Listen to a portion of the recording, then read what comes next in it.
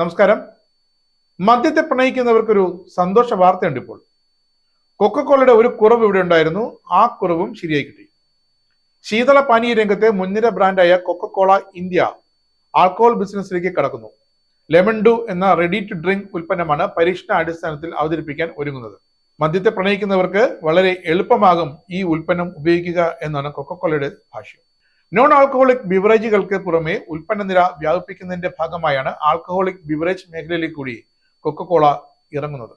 നിലവിൽ ഈ പാനീയത്തിന്റെ പരീക്ഷണാടിസ്ഥാനത്തിലുള്ള ടെസ്റ്റുകൾ നടന്നുകൊണ്ടിരിക്കുകയാണ്. ഇതോടെ ഇന്ത്യൻ വിപണിയിൽ ആൽക്കഹോളിക് ബിവറേജസ് മേഖലയിലേക്ക് കൊക്കക്കോള ആദ്യമായി പ്രവേശിക്കുന്നു. ചുഹായ് കോക്ടെയിൽ എന്ന പേരിൽ ജപ്പാനിലാണ് കൊക്കക്കോള ആദ്യമായി ലെമൺ ഡു അവതരിപ്പിച്ചത്. 2018 അവതരിപ്പിച്ച ചുഹായ് കോക്ടെയിൽ വോഡ്ക, ബ്രാൻഡി എന്നിവയ്ക്ക് സമാനമാണ്. നിലവിൽ ജപ്പാന് പുറമെ ചൈന, ഫിലിപ്പീൻസ് എന്നീ രാജ്യങ്ങളിൽ കൊക്കക്കോളയുടെ ലെമൺ ഡു ലഭ്യമാണ്. ഇന്ത്യയിൽ പരീക്ഷണാടിസ്ഥാനത്തിൽ ഇനി ഗോവ, മഹാരാഷ്ട്ര എന്നിവിടങ്ങളായിരിക്കും തുടക്കത്തിൽ ലെമൺ ഡു വിതരണം ചെയ്യുക. ഇന്ത്യയിൽ അവതരിപ്പിക്കുന്ന ലെമൺ ഡു 250 ml ക്യാനിന് 230 രൂപയായിരിക്കും വില. കമ്പനിയുടെ non alcoholic ready to drink beverage ഉൽപ്പന്നങ്ങളിൽ നിന്ന് വേറിട്ട ഒന്നായിരിക്കും ഈ ലെമൺ ഡുവിന്റെ ഉൽപാദനം, വിതരണം എന്നിവ.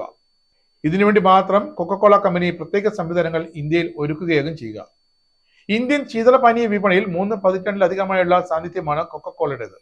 ഏറെ വിവാദങ്ങളും കൊക്കക്കോളയെ ഈ കാലഘട്ടത്തിൽ പിന്തുടർന്നിരുന്നു. ഒരു സമ്പൂർണ്ണ ബിവറേജ് കമ്പനിയായി മാറുക എന്നതാണ് കമ്പനി നിലവിൽ ലക്ഷ്യമിടുന്നത്. സോഫ്റ്റ് ഡ്രിങ്കുകൾക്കും അപ്പുറം ഉപഭോക്താക്കളുടെ മുൻഗണനകൾക്കനുസരിച്ച് ഉൽപ്പന്നങ്ങൾ വൈവിധ്യവൽക്കരിക്കുക എന്നതാണ് ഉദ്ദേശം. ആഗോളതലത്തിൽ പങ്കാളിത്ത ബിസിനസ്സുകൾ ഉൾപ്പെടെ പരിഗണിച്ച് ആൽക്കഹോളിക് ബിവറേജ് വിപണി സാന്നിധ്യം വർദ്ധിപ്പിക്കാനാണ് കൊക്കക്കോള ഇപ്പോൾ ശ്രമിക്കുന്നത്. ഇതിന്റെ ഭാഗമായാണ് ഇന്ത്യയിൽ ലെമൺ ഡു അവതരിപ്പിക്കാനുള്ള കൊക്കക്കോളയുടെ നീക്കം.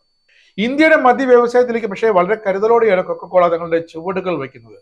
വലിയ അളവിലുള്ള ആൽക്കഹോൾ നിർമ്മാണവും വിതരണവും നിരവധി സങ്കീർണതകൾ ഉണ്ട് എന്നതാണ് അതിന് കാരണം.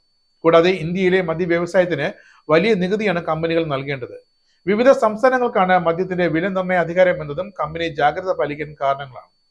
വില കുറച്ച് ഉൽപ്പന്നങ്ങൾ ഒരു സംസ്ഥാനത്ത് എത്തിച്ചാലും അവിടുത്തെ നികുതി ഘടനയ്ക്കനുസരിച്ച് മാത്രമേ അത് ആ സംസ്ഥാനത്ത് വിറ്റഴിക്കാൻ പറ്റുകയുള്ളൂ. അപ്പോൾ അതിന് വില 2-3 ഇരട്ടിയെ വർദ്ധിക്കാൻ സാധ്യതയുണ്ട്.